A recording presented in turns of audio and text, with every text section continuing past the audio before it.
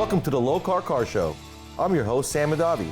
Coming to you from the Heritage Days Super Cruise in Greenville, Pennsylvania, we are going to be showing you some of the town, the people, and the best of Bill's annual Super Cruise.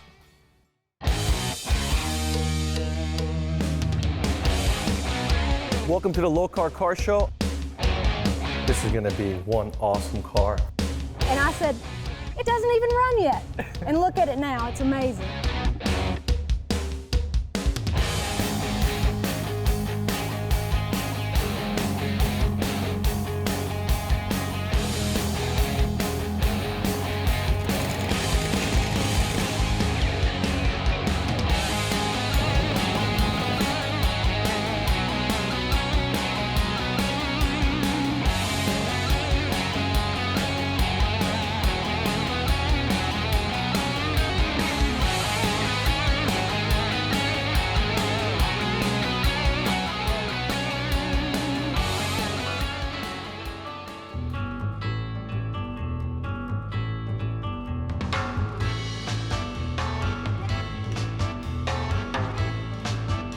Hey Bill, how are you? Good, Sam. How you doing? I'm doing good, thank you. Good to see you. What a Same cool here. town.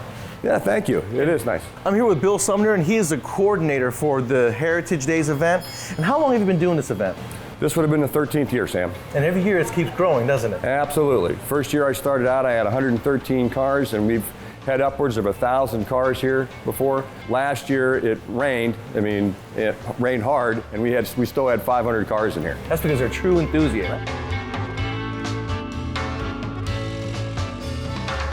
Being that it's 13 years old, you guys got a lot of youth that has grown up watching this show. Absolutely, yes. They've been coming here for a long time. Now you got cars that come from neighboring states as well. Yeah, we have cars from New York, Ohio, West Virginia. You also brought yourself a personal Chevelle, correct? Yes, I did. I'd love to check it out. It looks gorgeous out. Now we're going to check out Bill's 66 Chevelle. What a beautiful car, restored perfectly. The interior, the exterior, this thing is gorgeous head to toe. Tell me about the car. 1966. I bought the car done. What you see was not done by me. I was able to purchase the car from a friend of mine in Greenville in this condition. We had to do a few things, a few touch-ups, some mechanical repairs, things like that, but not a whole lot. Is this an original Chevelle or is it a clone? This is a Chevelle Malibu, so it's not original SS. It would be considered a tribute car or a clone, you know. Tell us about the engine. Well, it's got a 468 big block in there. This is a 30 over 454. It was dynoed at 544 horsepower. The engine had previously been in a few drag cars with a different set of heads and a wilder cam, and he ran it on alcohol, and it produced over 700 horsepower in that configuration. So they tuned it down a little bit for the street, but believe me, it's still plenty of motor for this car. Plenty of motor. With that kind of internals for this drag race motor, it's always a good candidate down the road for some boost. Oh yeah, you never know.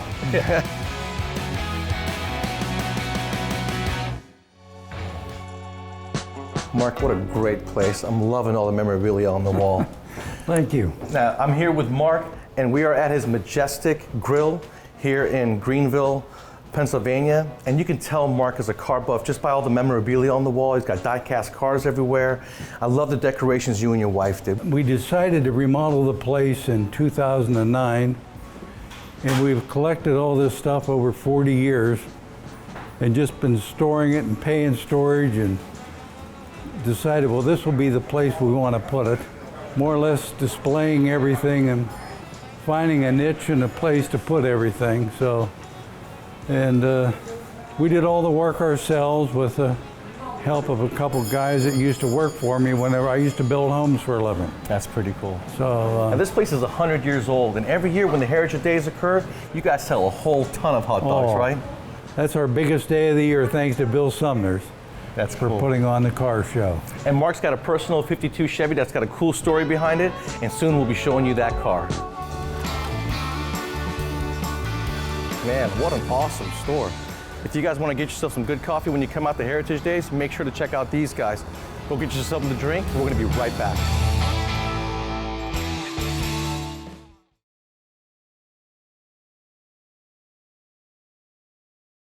Lokar Car Show, presented by Appalachian Backroads.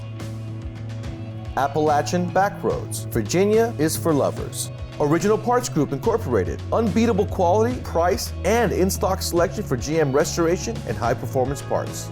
NH Oil Undercoating Incorporated. NHOU, the official oil-based rust-proofing system. Lokar Performance Products. Quality, plain and simple.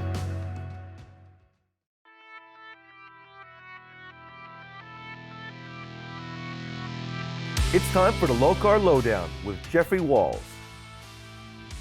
For you guys that just bolted on a new throttle body onto your hot rod or muscle car, check out our website at lokar.com to find all the different bracketry and cables that we make to make everything work. We make sure that the geometry that you need for your throttle cable, kickdown cable, cruise control cables gives you everything in a smooth operation. We offer in a handful of different styles, whether it's our newer vintage series looks or even our standard high-tech braided stainless cables. We even have black braided stainless cabling.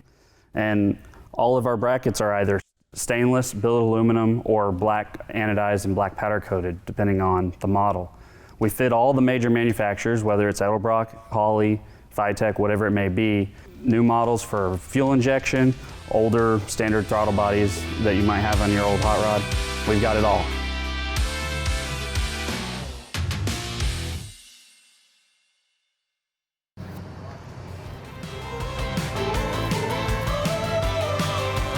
Welcome back.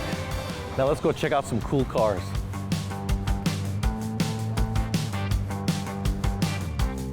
I'm here with Jack. Not only is he a cool, talented car builder with awesome stories, but he is the owner of this 60 Bonneville that's one of 2 in the country and one of 3 if you count the prototype, right? Right. Started out as a 60 Pontiac Bonneville 2-door hardtop that I bought out in Montana, trailered at home, and then I cut it down, put the El Camino roof in, and redid the car. The inside of where the latches are at is all handmade. We added the 3rd tail light. Originally they only had 2. One national Pontiac show that I went to in Dayton, Ohio, we had 2 Pontiac engineers that were retired came up to it.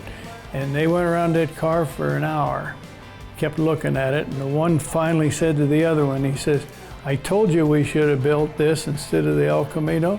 He says, "We love it." Had a lot of fun finding the parts and putting it together. So. Well, you did a good job. Thank you you. can tell by the quality and the craftsmanship. He's had it 13,000 miles, 11 years. He takes it everywhere. You said that they built a prototype. Pontiac built 2, right? What year was that? 259 prototypes. They crushed one and one got away and restored. One got away and restored, went through a couple of auctions, and Right. it still lives today. Yes.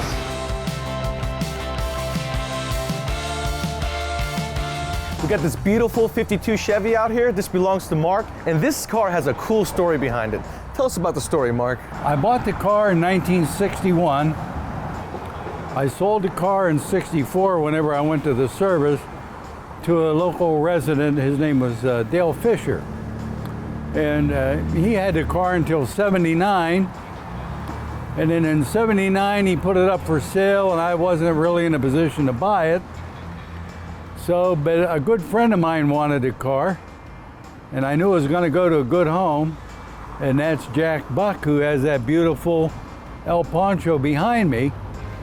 And he did a 8-year frame-off rotisserie restoration, and the paint job and everything that you see is from his talent. I was fortunate enough in 2009, whenever he decided to sell the car, that I was able to get my original car back that I had in high school.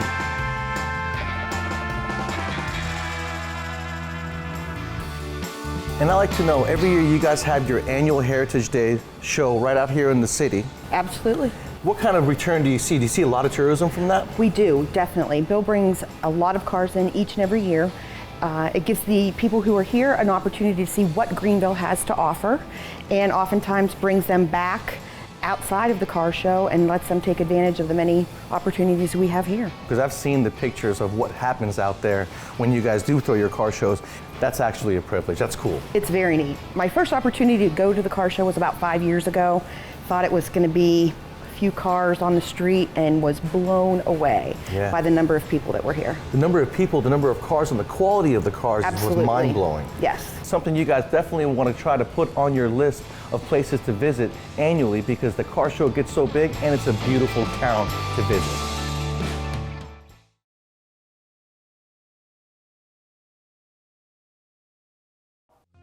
Now, there's a lot of car builders out there, and Pennsylvania definitely has some. Kurt being probably one of the best in town, from what I could tell in this facility here that he built himself. He does all the fab work himself, the metal work, the CNC machining work, the 3D printing, the programming. This is absolutely incredible. He calls it the first place fab shop. I call it the magic store. I've loved cars since I was a little boy, and my father actually got me into it when I was young. He was into cars. He actually raced dragsters back in the day.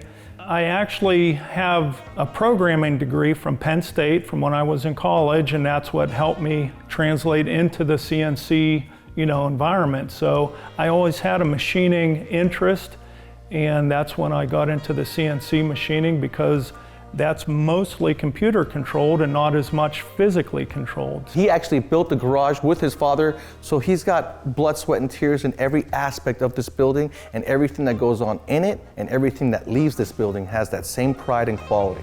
Now let's check out the cars. Okay.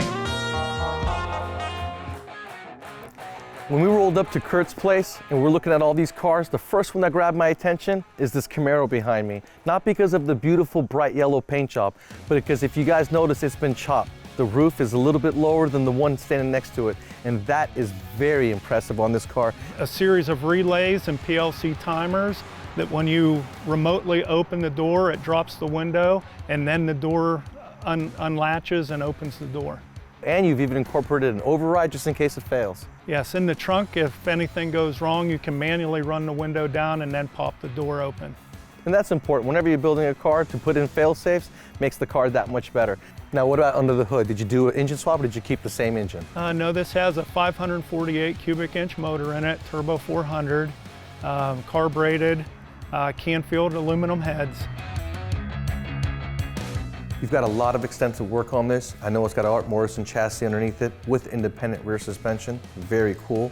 And he's got the Elephant motor up under the hood that makes 1,000 horsepower. That's a rare engine, right? Only 100 being made. That's crazy.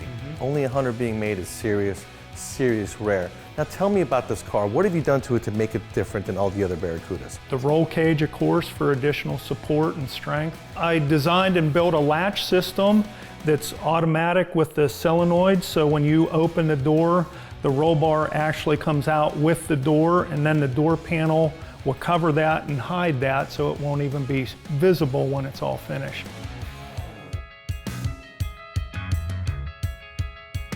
We got this 1970 Chevelle SS with a 396, and it's pretty much stock with a few upgrades. Tell us about the upgrades. It has tubular A-arms in the front, four-wheel disc brakes, boxed rear control arms. Now what about the engine itself? Is it original from 70, or did you have to go in and refresh it? No, it's a 71 396, which is really a 402, even though they badged them as a 396. Oh, wow. It wasn't a full restoration. It was a paint job, and then the interior is pretty much all that I did.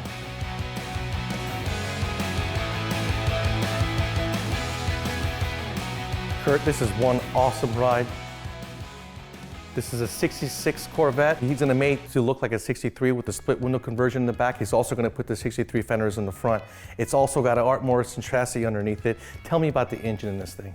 The engine's a 632 cubic inch Merlin block with Brodax heads.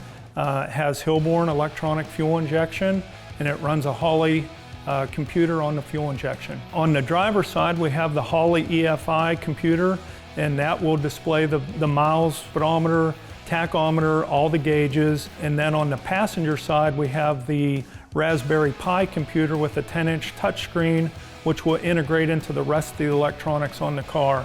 It will open the hood, you can open windows, you can open exhaust cutouts, and control some of the LED lighting with that. He's building this for himself.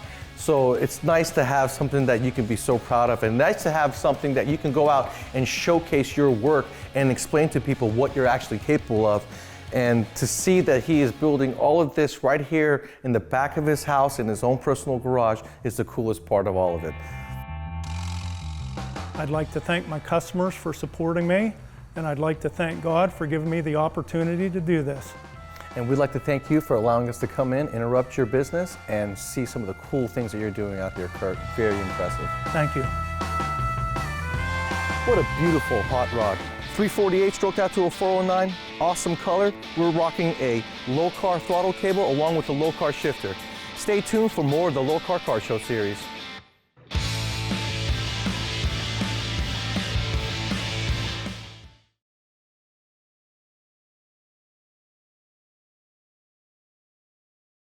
Lokar Car Show, presented by Appalachian Backroads. Spearhead Trails, get out and explore. H&M Saw, the saw that cuts straight. Brothers Truck Parts, #1 source for 1947 to 87 Chevy and GMC truck parts. Stage 8, the world's best locking fasteners.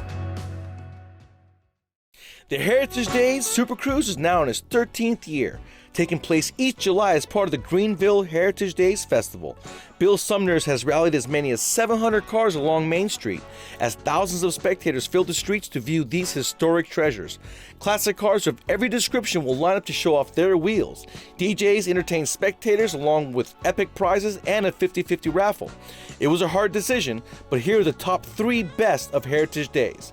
Introducing Paul Ulam, 1969 Pontiac GTO, James Beard in his 1968 Mercury Cougar, and Jim and Diana's 1936 Ford 3-window coupe. I always wanted a 4-speed car when I was a kid, and I was, when I bought it, I was like 22 years old. I just got married. I bought it off my brother back in like 1979.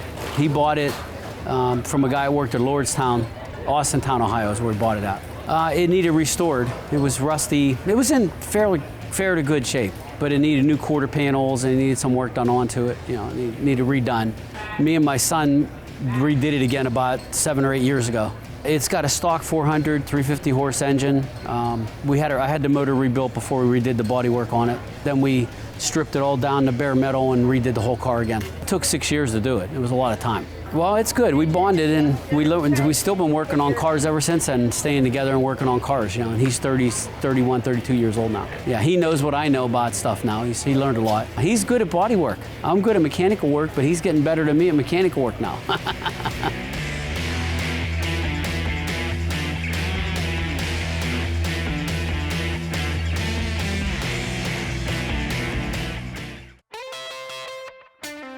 The dream actually started clear back when I was in last year of high school, and I was standing out in front of the high school one morning, and I saw this black 68 Cougar go by. It was black primer and setting real low, and the car just looked so mean and nasty, and I thought someday I want to get one of those. Well, we did a lot of customizing touches to it. We've changed the door handles on it to a flush mount door handle, shaved the drip rails off of it. The mirrors on it are 1970 Cyclone mirrors. There's custom trunk and stuff and everything in it. The interior and stuff's been done over. Under the hood's been cleaned up. Everything's been cleaned up. All the wiring tucked away and all the holes and stuff filled in. And of course the custom paint. The hood scoop on it I think is a 69 Mustang hood scoop. It's a 302. It's supposed to have a mild cam in it. I bought the motor. It was already a short block whenever I bought it. So it'll move along pretty nice. Stuff you don't see around your home, go someplace else. See a lot of nice cars here. I've met a lot of tremendous nice people here since we've been here this morning and all. It's really a fun show.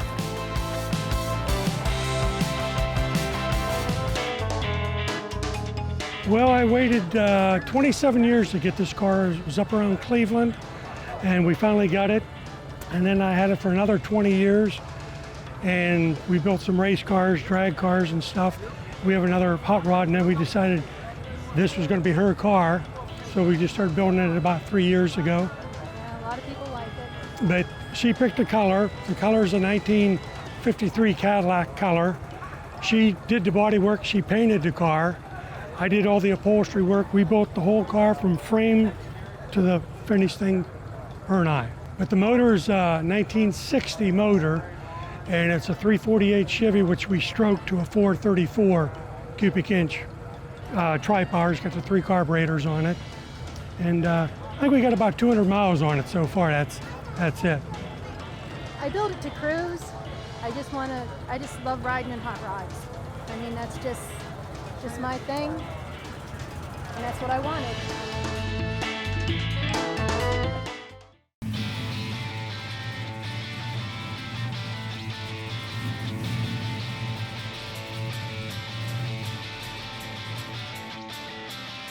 I want to thank Bill Sumners for inviting me out here to Greenville and checking out this historical town. A lot of cool things to see.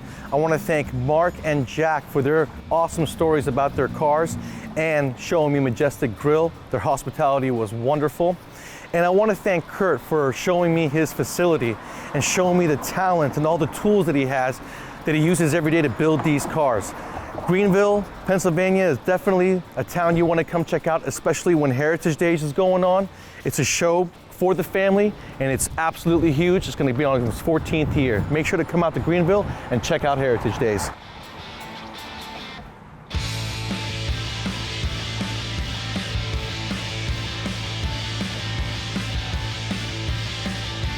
That wraps it up here at the Best of the Heritage Days Super Cruise. I hope you enjoyed it and include this show in your roster. Stay tuned for next week's episode of the Lokar Car Show, where we will be heading to Braselton, Georgia, and introduce you to a private Porsche collection and some more cool cars.